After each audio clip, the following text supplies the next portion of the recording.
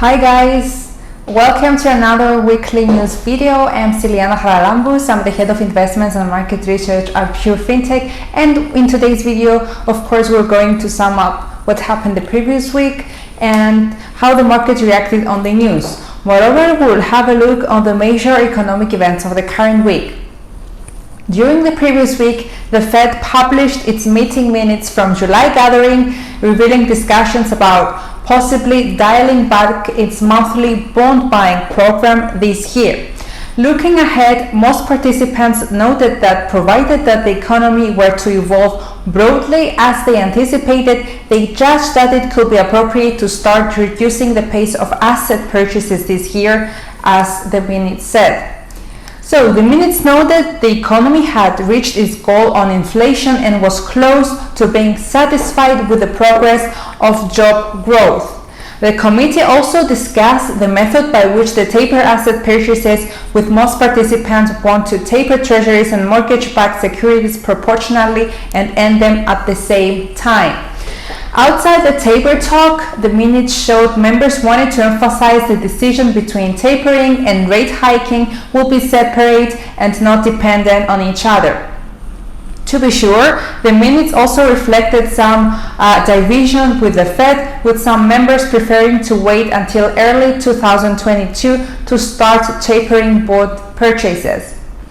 Reflecting positive contributions from all components, the Conference Board released a report in the previous week showing its index of leading United States economic indicators increased by slightly more than expected in the month of July. The Conference Board said its leading economic index advanced by 0.9% in July after rising a downwardly revised 0.6% in June.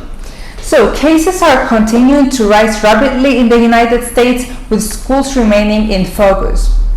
Moreover, retail sales declined. We saw previous week a decline of 1.1% in July, a steeper drop than the 0.3% dip expected by economists surveyed by Bloomberg, and a reversal from June's 0.7% increase.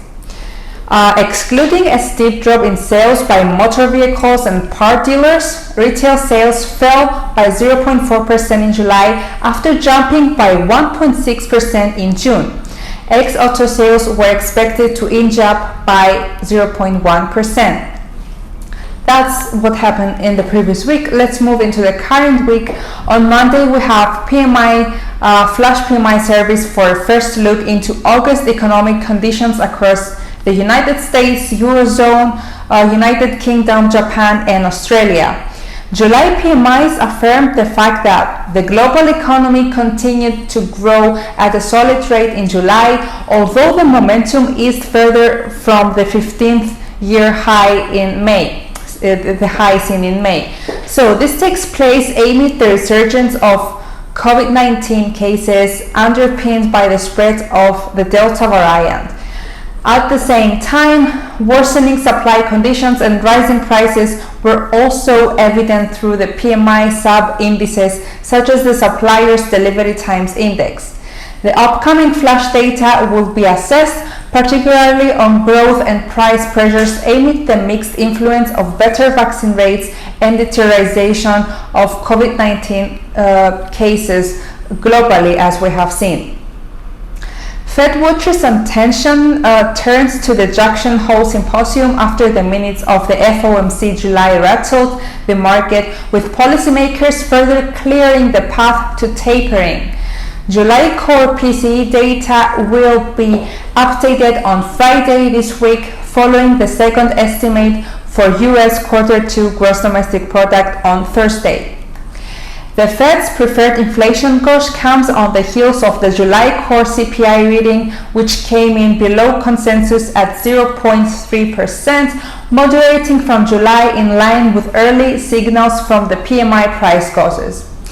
So, since the strong July jobs report, the CPI miss has been welcome news for the market, allaying fears that the high inflation rate could spur the Fed to act.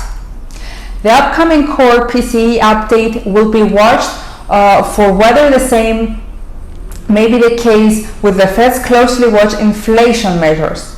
Refinitiv consensus currently points to 0.4% for core PCE and 6.6% for the second estimate of Q2 gross domestic product. That's all the news for the current week, guys. If you all have any questions or you want to open a trading account with us, you can contact us through our website or our social media. We'll be more than happy to help you. Thank you for watching and wishing you all a profitable trading week.